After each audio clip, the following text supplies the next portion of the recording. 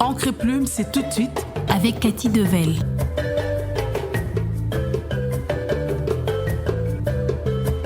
Encre et Plume. Chaque vendredi à partir des 20h. Encre et Plume.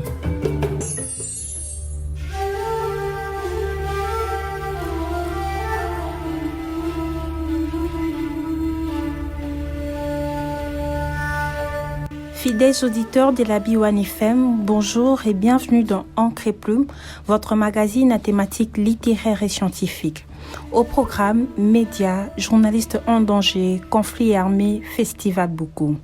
Nos invités, professeur Pierre Sana et Madame Amandine Chinyama. Madame Amandine Chinyama, bonjour. Bonjour Katia, merci de me recevoir sur les ondes de B1.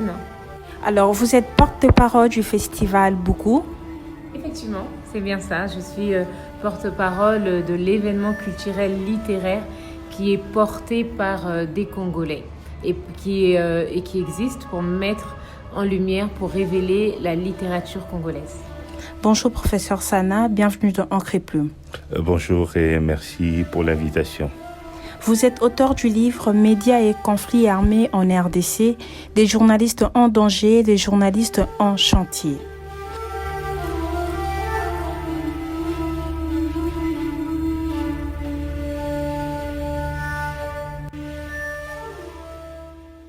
Qui est le professeur Pierre Sana, biographie de l'auteur? Très brièvement, je dirais que Pierre Sana est professeur de journalisme, chercheur en information et en communication, rattaché principalement à l'IFASIC, qui est devenu aujourd'hui UNISIC, Université des sciences de l'information et de la communication. C'est l'institution d'enseignement universitaire où je suis professeur à temps plein. J'évolue également au sein du laboratoire de recherche en sciences de l'information et de la communication, l'ARCICOM. C'est un laboratoire indépendant, mais affilié à l'université de Lubumbashi. Je préside ce laboratoire. Ça, c'est sur le plan national. À l'international, je participe également à plusieurs autres laboratoires, dont notamment le RESIC, le laboratoire de recherche en sciences de l'information et de la communication, rattaché au département des SIC de l'Université libre de Bruxelles, où j'ai eu à présenter ma thèse il y a maintenant 7 ans. Encre et Plume avec Katia Devel. Chaque vendredi à partir des 20h et la rediffusion dimanche à 10h15. Encre et Plume sur B1 FM.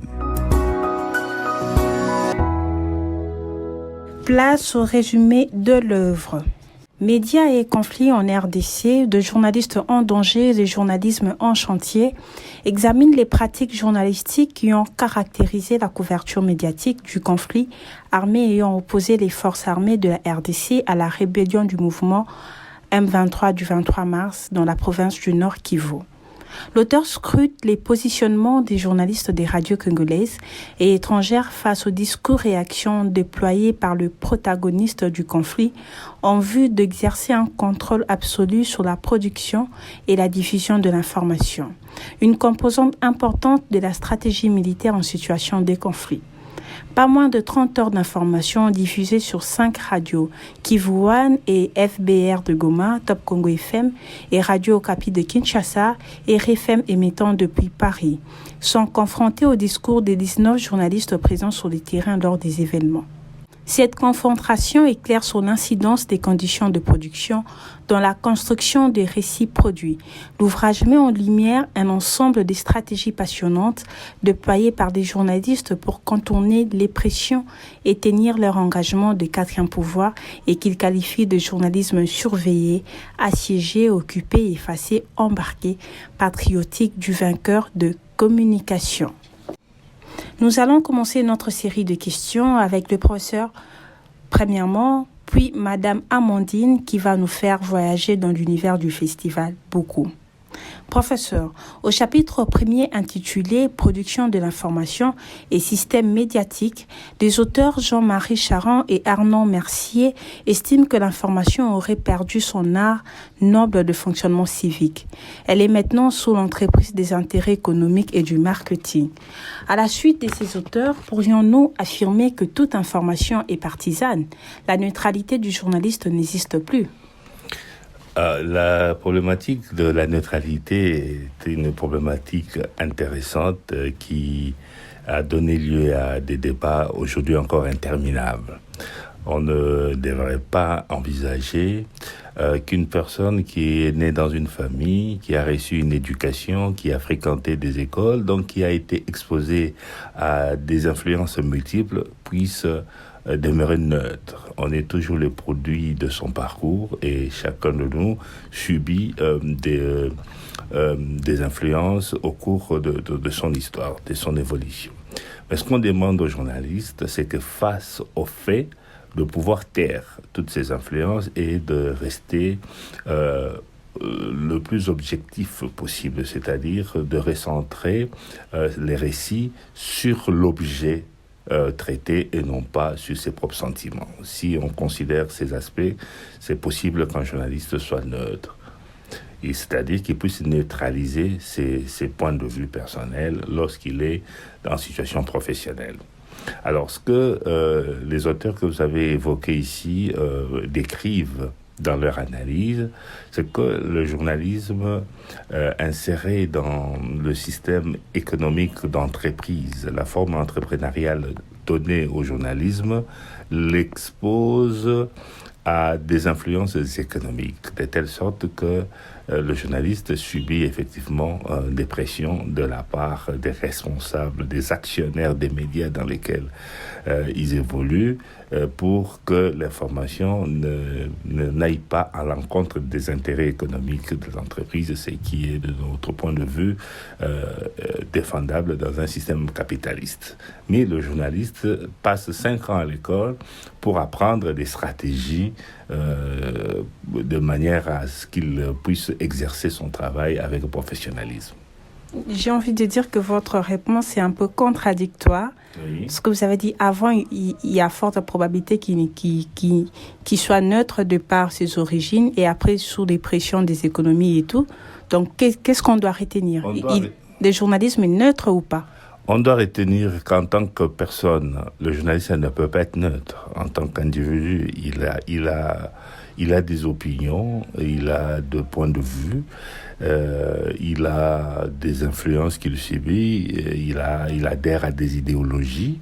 Mais en situation professionnelle, le journaliste a appris comment faire taire ses propres opinions et privilégier l'information.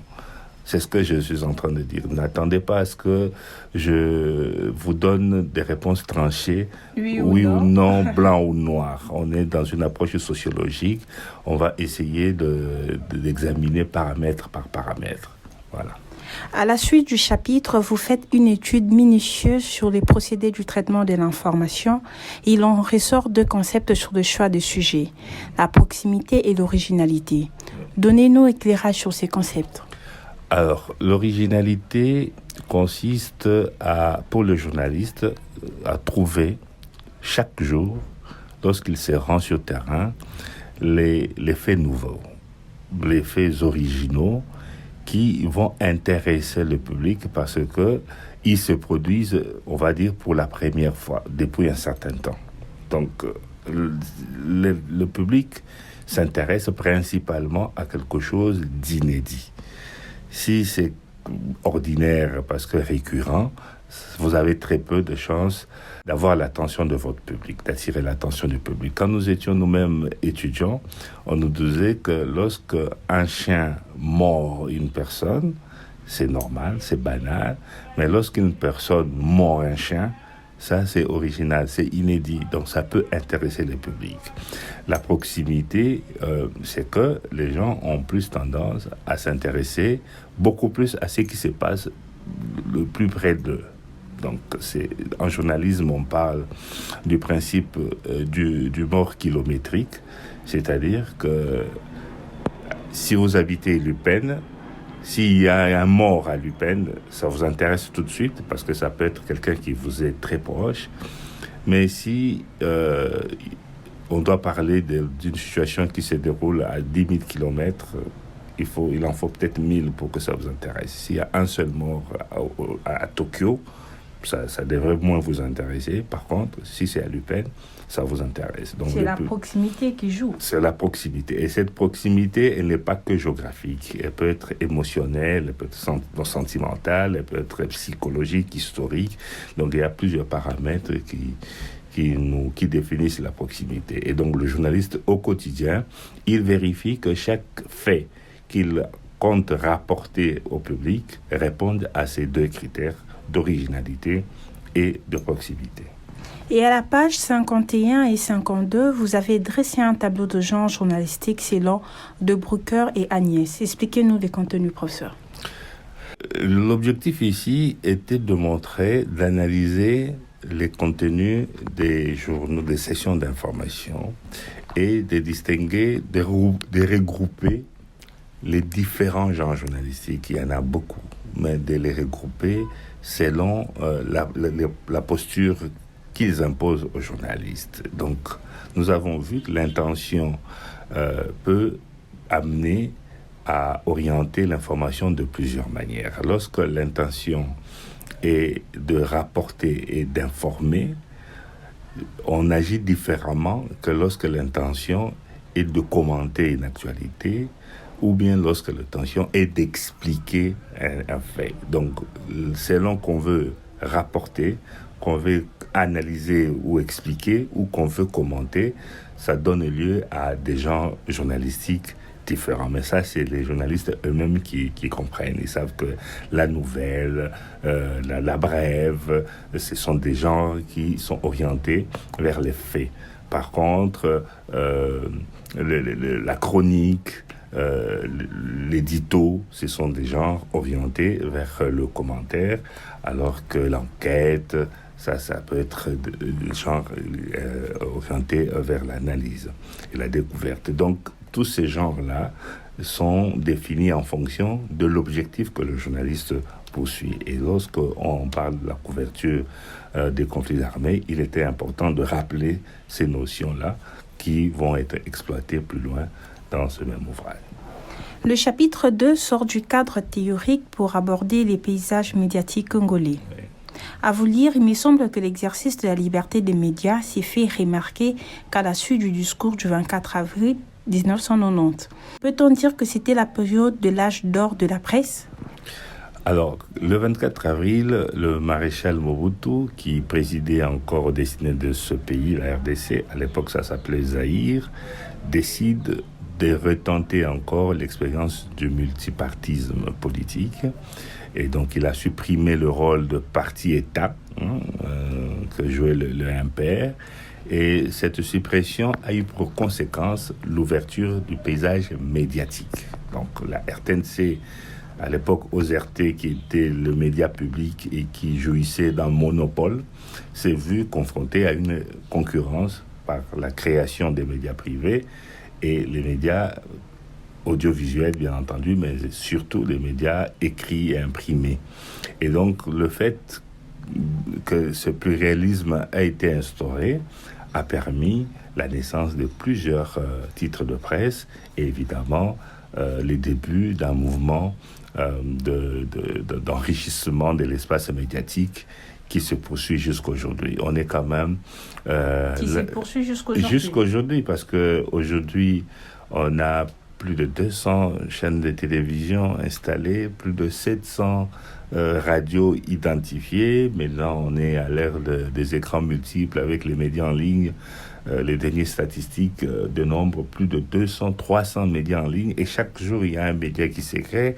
Et donc, ça, ce n'était que le début. Et l'apogée, je ne sais pas quand est-ce qu'on peut la situer, parce que le développement, du moins numérique, se poursuit encore. Peut-il avoir l'apogée de médias ? J'espérais, quand le mouvement a commencé, nous, les observateurs, les analystes, on espérait qu'il arriverait un moment où les gens vont se rendre compte qu'il n'est pas nécessaire que chacun crée son propre média, qu'il y aurait une tendance de regroupement où les gens vont se rendre compte qu'une entreprise médiatique coûte cher et que lorsqu'on n'a pas les moyens, ce serait mieux de se mettre ensemble pour et rassembler les efforts. Mais jusqu'aujourd'hui, on sent que les gens veulent d'abord expérimenter cette liberté. Et ça me paraît, sur le plan sociologique, plus ou moins normal, parce que ça fait quand même suite à près de 30 ans de liberté confisquée sous le parti État. Et il est important que grâce à l'émergence des nouvelles technologies qui ont quand même très sensiblement réduit les coûts de production de l'information et de création des entreprises, jusqu'aujourd'hui encore que les gens s'élancent comme ça dans des aventures pour des médias dont la plupart restent quand même très peu viables économiquement. Parce que le média coûte cher.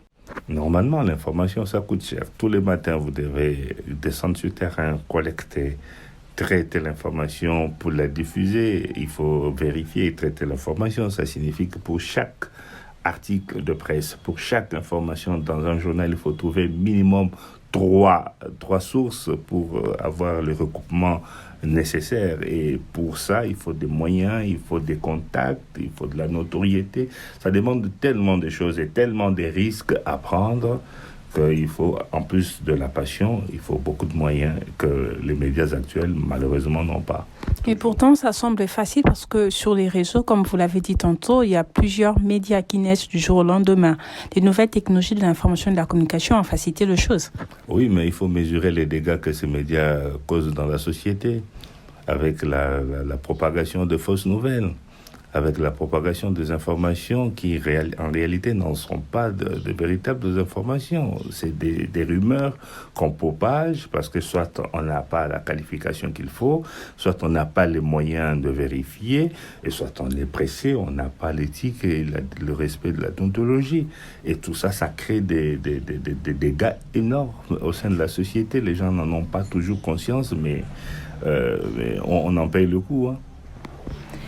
Au troisième chapitre, sur la dynamique de conflits armés en RDC, vous faites une description des événements, des auteurs et outils de communication. Au niveau des événements, vous vous êtes focalisé sur le conflit allant du 2 août 1998 jusqu'au M23. Pourquoi cette fixation ? Parce qu'avant, on ne connaissait pas des dégâts, des conflits armés qui provoquent autant de dégâts dans la population. Bon, moi, je suis né sous la Deuxième République, sous le régime Mobutu. Le pays était plus ou moins stable. C'est vrai qu'on a connu 2 ou 3 guerres dans le Katanga, à l'époque du Chaba 1, Chaba 2, mais non seulement que les conflits étaient restés très locaux, mais ça a été résolu assez rapidement. Mais depuis les débuts des années 90 jusqu'à aujourd'hui, ça fait une trentaine d'années, la guerre ne quitte pas la partie est du pays. Et moi, pour ce livre, je voulais examiner l'épisode M23 de 2012 et 2013, mais comme il fallait remonter quand même à la source, donc c'est comme ça que je rappelais que depuis 1996 et la création de l'AFDEL, ce sont toutes les mêmes techniques, c'est la même histoire qui s'est répétée, c'est-à-dire qu'il y a une coalition qui prend des armes contre l'État, c'était le cas de l'AFDEL, et ils arrivent à Kinshasa, et puis il y a un conflit en interne dans cette coalition, le RCD va naître, ils mènent la guerre, on arrive à des accords, et puis il y a une dissension au sein du RCD, c'est le CNDP qui revient, c'est la même histoire qui se répète, avec la différence cette fois-ci que le M23 était mort et il est ressuscité, on ne sait pas par quel mécanisme, mais c'est la même histoire. On parle toujours au nom de Banyamulenge, on parle au nom de FDLR qu'on poursuit, et même lorsque les forces proches du Rwanda ont occupé cette partie pendant près de 3 ans, 5 ans, ils sont pas arrivés à neutraliser ces FDLR. Donc finalement, il était important pour moi d'analyser ces éléments de langage de la communication déployés par les forces armées pour justifier leurs aventures. Et au niveau des acteurs, aujourd'hui, tout le monde ne jure que par le départ de la MONUSCO. Serait-elle le seul acteur à n'avoir pas bien joué son rôle? Et que dire des autres acteurs, tant nationaux qu'internationaux? Alors, bon, le problème, c'est que la MONUSCO était venue en mission d'observation pour faire respecter des accords signés entre les belligérants. Aujourd'hui, ces belligérants n'existaient quasiment plus. À un moment, déjà vers la fin de l'épisode 2013 du M23, les Congolais avaient exprimé leur ras-le-bol d'avoir une mission aussi importante que pour observer, parce que la mission ne pouvait pas intervenir. Et le mandat a été élargi. Mais jusqu'aujourd'hui, comme la guerre continue, et je crois qu'une partie de l'opinion pense que la MONUSCO ne doit pas rester parce que la guerre continue. Bon, moi, je ne suis pas là pour juger qui est bon, qui n'est pas bon dans son rôle, mais je crois que c'est de la responsabilité de l'État et des forces armées de pouvoir mettre fin à la guerre avant n'importe quel autre acteur. Sur les repères pratiques et méthodologiques, l'analyse est faite sur la position des médias en situation de conflit armé dans le monde et particulièrement en RDC. Vous avez un penchant particulier sur les radios Top Congo et Okapi en lieu et place de la RTNC qui est le média officiel. Pourquoi ce choix? Ah non, j'ai revu tout de suite, je n'ai pas un penchant, je devais choisir... Mais à vous lire. Non, je devais choisir des radios nationales et des radios locales afin de mettre en regard l'approche développée par ces deux catégories. Au moment où je commençais ma recherche, la radio nationale publique, la RTNC, ne m'avait pas assuré l'accès à ces archives. C'était un problème de pouvoir accéder aux archives de la radio publique. J'ai été voir Top Congo, qui n'était pas une radio nationale encore à l'époque, c'est quand même une radio locale, mais qui avait quelques antennes dans quelques villes. J'ai eu accès aux archives parce que pour faire une analyse de contenu, il faut avoir le contenu. Donc il était juste question d'archives. Au départ, c'était effectivement un choix dicté par la disponibilité des archives. Radio Okapi avait une couverture nationale à l'époque plus étendue que celle de la RTNC et m'avait donné accès aux archives.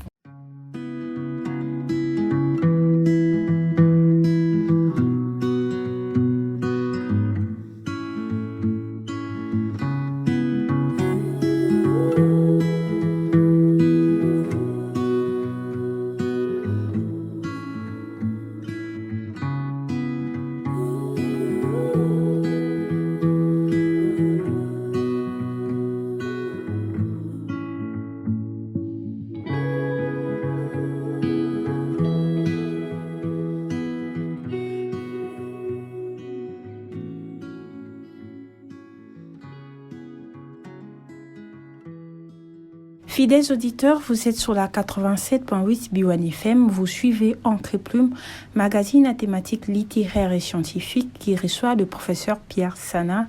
Son livre « Médias et conflits armés en RDC » est sujet du jour. À présent, nous nous tournons vers Madame Amandine au sujet du festival Beaucoup. Parlez-nous de ces festivals Beaucoup. Il s'agit de quoi ? Alors, le Festival Beaucoup, c'est un événement culturel qui va être dédié à la promotion de la littérature congolaise. Effectivement, on aime le dire, c'est une messe en fait autour de l'écriture. Donc, elle s'adresse, elle existe pour tous les férus de littérature, les amateurs de poésie, de mélodie à texte, d'écriture. Vraiment, c'est un événement qui est fait pour vous, qui sont faits pour eux. Et ensemble, durant 3 jours, autour donc de l'écriture, de la littérature, on s'entretient à travers des conférences, des ateliers, des présentations de livres, des lectures bibliques. En fait, c'est tout simplement pour permettre aux lecteurs déjà de rentrer en contact avec leurs auteurs, mais d'interagir et de réfléchir en fait sur l'évolution de l'industrie du livre. On a des éditeurs, on a des auteurs qui prennent part à cette messe et qui apportent leur savoir. Vous avez dit tantôt, c'est fait par les Congolais pour les Congolais. C'est donc organisé par les Congolais? Exactement, c'est un événement qui est porté par les Congolais, c'est-à-dire que il est organisé par une fondation qui s'appelle la fondation Maono. Maono, c'est tout simplement un collectif de promoteurs de littérature, comme des clubs de lecture, des maisons d'édition. Des éditeurs, des auteurs, des poètes. Voilà, tout ce collectif en fait s'est rassemblé pour créer le Festival Buku. Ça se tiendra où ces festivals Buku? Alors ça se tiendra donc notre magnifique Académie des Beaux-Arts le 7, 8, 9 juin, toute la journée. La population congolaise, puisque c'est à la destination d'amateurs de culture, de littérature, mais pas seulement, les curieux aussi, de tout âge, de tout horizon, vous êtes invités à venir à prendre part à cette messe de la littérature. Ça sera donc une deuxième édition du festival et qui a pour thème cette fois-ci la presse, quatrième pouvoir indispensable à la démocratie. Où est le rapport entre le choix du thème, j'ai envie de le dire comme ça, et la littérature? Alors le thème, comme on l'a dit, c'est pour une presse libre et constructive. La presse fait partie pour nous de la littérature puisqu'elle écrit à travers des chroniques, des nouvelles et tout simplement des journaux pour traiter l'information, mais pas que, donne aussi des analyses. Donc pour nous, la presse fait bel et bien partie de l'écriture, de la littérature, et dans un pays dans lequel on est, au vu aussi des actualités, on comprend que c'est un vrai sujet. D'ailleurs, aujourd'hui, à l'heure où nous sommes en train de tourner notre interview, le 3 mai, il se tient donc un événement sur la liberté de la presse. Ça reste un sujet d'actualité. On souhaite l'aborder avec tous les parties prenantes de l'industrie du livre. Au programme du Festival Buku, le 3e jour sera donc la publication de lauréat du prix littéraire Patrice Emery Lumumba. C'est quoi donc le prix littéraire Patrice Emery Lumumba? Alors c'est un prix international qui a pour objectif de faire rayonner la littérature congolaise à travers le monde. Donc on va primer tout simplement, on va vouloir couronner la valeur d'une œuvre littéraire auprès de nos nombreux auteurs congolais.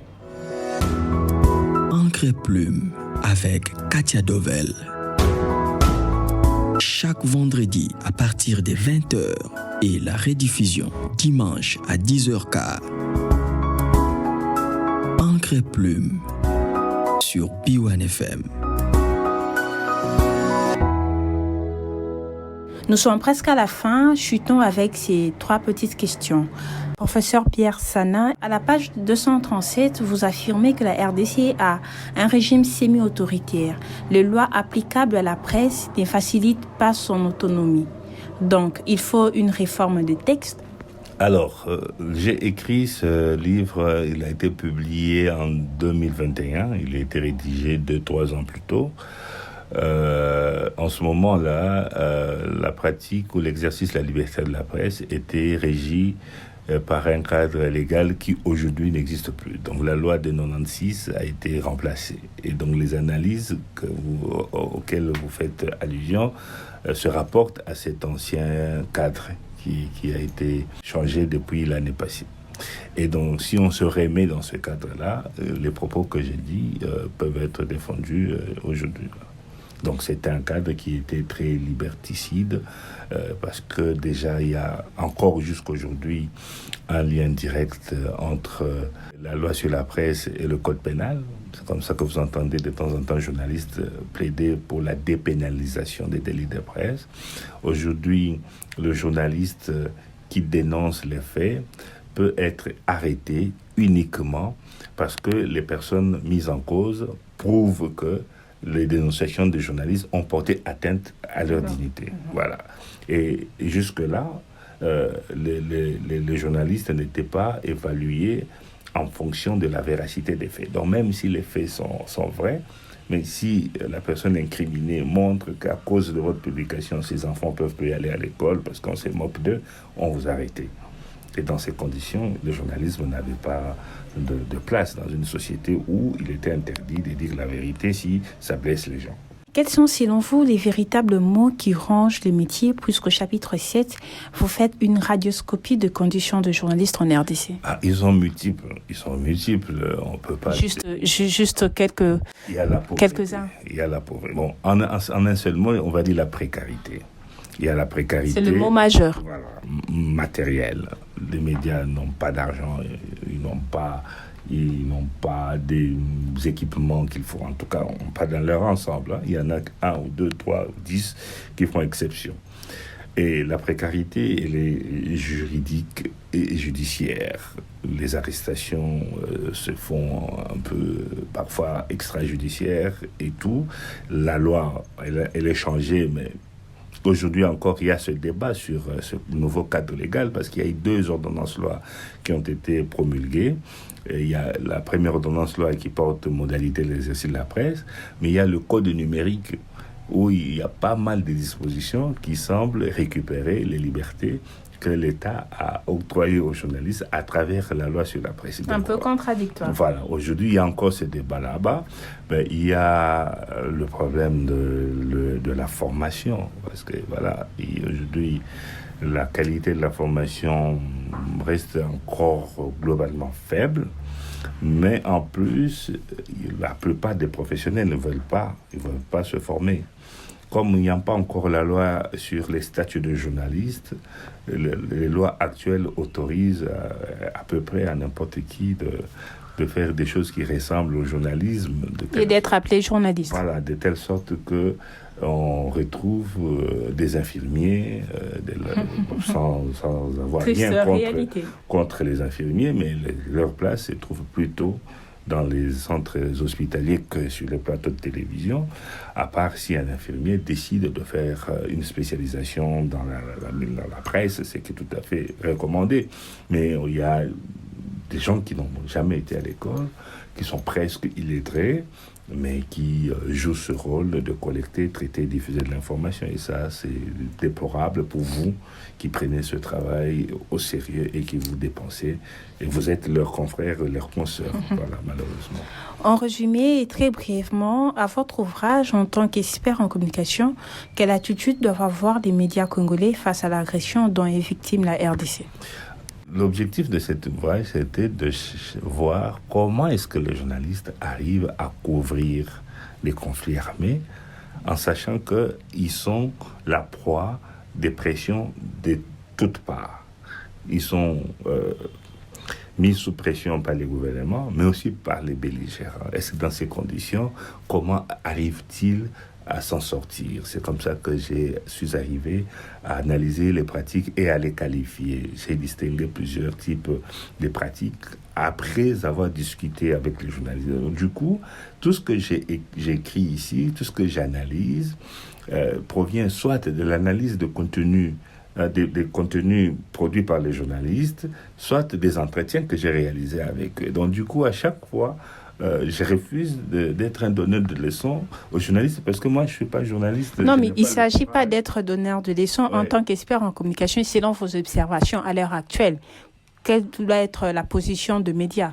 Alors, moi, je pense que les journalistes doivent respecter leur code déontologique en se rappelant que ce qui importe le plus lorsqu'on est dans une zone de conflit, c'est d'être vivant. Le plus important. Ce qui importe le plus, c'est d'être vivant. Parce que quand on n'est pas vivant, on ne peut pas être journaliste. Donc, si on veut être journaliste, il faut d'abord être vivant. À partir de ce moment-là, on a l'obligation de mesurer les risques qu'on court. Parce que lorsqu'on est mis sous pression, et c'est l'essence du titre de ce livre, les journalistes ont été mis sous pression, mais au lieu de se lamenter ou de baisser garde, ça les a rendus inventifs. Ils ont créé de nouvelles pratiques pour continuer à donner l'information. C'est comme ça que je sous-titre le livre « Le journaliste en danger », mais le journalisme en chantier. Donc, les journalistes qui sont en danger, ils trouvent des mécanismes, des astuces pour continuer à informer, et le livre est plein de ces astuces-là. Très bien. Professeur Pierre Sana, nous vous remercions de votre disponibilité. C'est à moi de vous remercier pour me donner l'opportunité de parler de ce bouquin.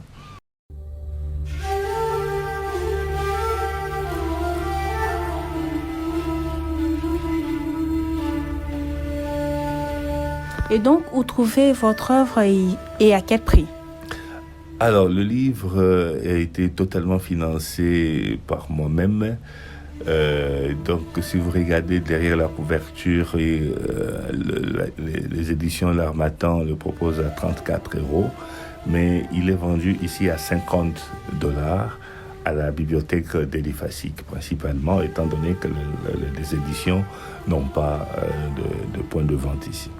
Et Madame Amandine Chinyama, nous vous remercions. Je vous remercie également, Katia et Abi-Wan, tout simplement d'avoir porté intérêt au Festival Buku. Chers auditeurs de la Abi-Wan FM, vous êtes donc invités au Festival Buku qui se tiendra du 7 au 9 juin 2024 à l'Académie de Beaux-Arts. Voilà, c'est bel et bien la fin de ce numéro, messieurs et dames. Restez branchés sur la meilleure des fréquences, 87.8 Abi-Wan FM. Suivez-nous sur nos pages réseaux sociaux, Encre Plume, Facebook, TikTok, Instagram et YouTube. Contactez-nous au 081 97 56 972. Les 081 97 56 972. Bye bye. Encre Plume avec Cathy Devel. Encre Plume. Chaque vendredi à partir de 20h. Encre Plume.